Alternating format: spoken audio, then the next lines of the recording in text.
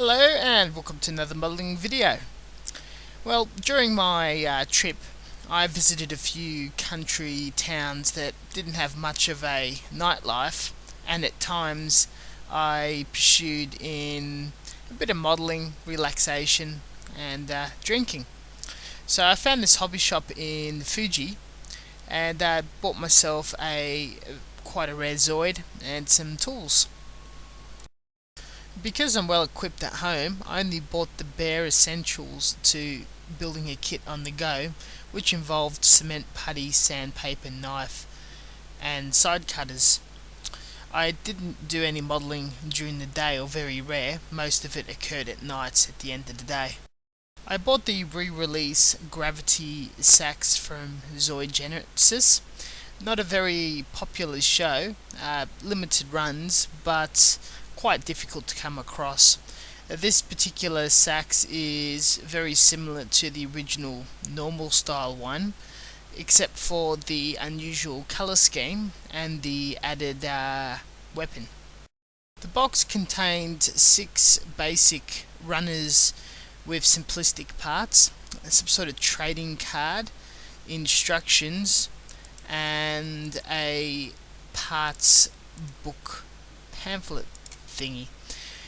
In another smaller bag we had all of the polycaps, which is for decoration purposes only and holding the limbs on pegs, and the motor pieces for this to walk. There is a small styrene pull cord as well.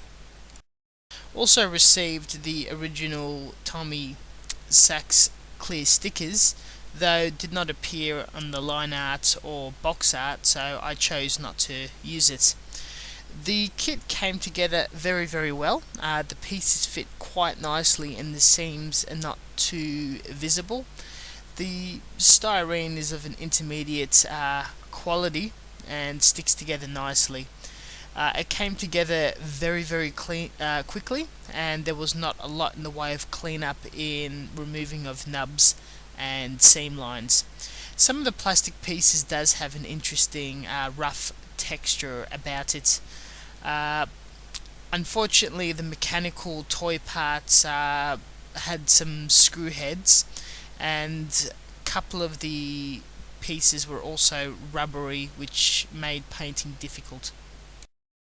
This is also an early depiction of a snap kit, with a bit of articulation including the jaw, the guns.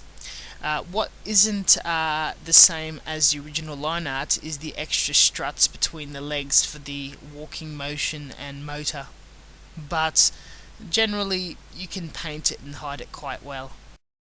Impressively, the seam lines are not too bad, including across the head, neck and torso. Everything else was moulded in one piece, and some of the covers around the torso also assist in hiding the seam line. But for all intents and purposes, I covered them anyway with putty, which was a very easy task. Having it built and seam lined in 2 nights, the next day, which was my last day in Fuji, I was able to go back to the hobby store and buy thinner, some paints, an empty jar for brush cleaning, and 2 brushes quite cheaply. Once I reached my next destination around the night time or in the garden area late afternoon, I'm able to hand paint by dry brushing metallics. These are lacquers, and the main colour was achieved by mixing Gaia, orange and silver. Without any retardant, I thinned the paints quite generously according to my hand painting with a lacquer tutorial, and the first coat was of course the primer. The metallics were dry brushed on multiple layers. Every other paint just painted the usual method. This process was also very quick in how simplistic it was, but without pegs I had to paint one side, sit it down and allow it to dry in a funny method of storage, utilizing bento and food containers. Some of the places I painted as I moved different locations and only had pockets of 20-30 minutes here and there where the other roommates that were not my friends were sharing and whatnot. Was a bit awkward, but I got around it without staining the bed sheets. The final stage was panel lining. I bought the Tomy accent panel liner in Hiroshima by chance in a toy shop, and a clear gloss acrylic Tamiya paint as a hand paint top coat. After that, within about a week of a couple of minutes to half an hour a day, got a finished kit. Zoid big cats are very popular, with Kotobukiya and Tomy making the kits. The very new ones massive parts counts, quite big and very expensive, so I haven't really delved in them, and understanding that they're heavily time consuming.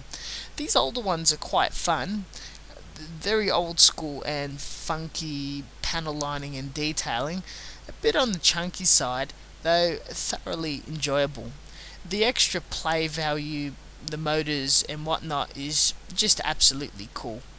Not the most popular subject matter, but sort of a good practice since I don't have a lot of Zoids under my belt, but I'm extremely pleased with it.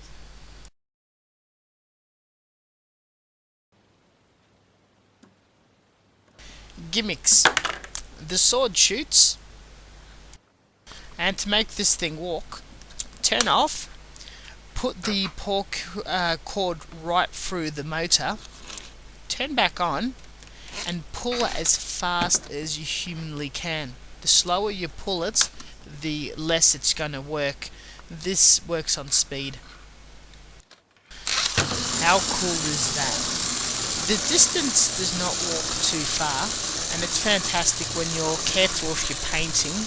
It doesn't get gunked up and still can move very freely. Other bits is the mouth can open and close, the sword can go in the mouth, the gun underneath its chest pivots, and the tail can go up and down. Besides that, the legs do not move that much because they're reserved for the motor mechanism. The top of the head can also open with a little pilot figure, and the little eyes is a clear piece of green styrene as a visor. With this really large sword that shoots and fights, an old school ninja orange metallic Zoid cat, very cool toy. Play value is fantastic.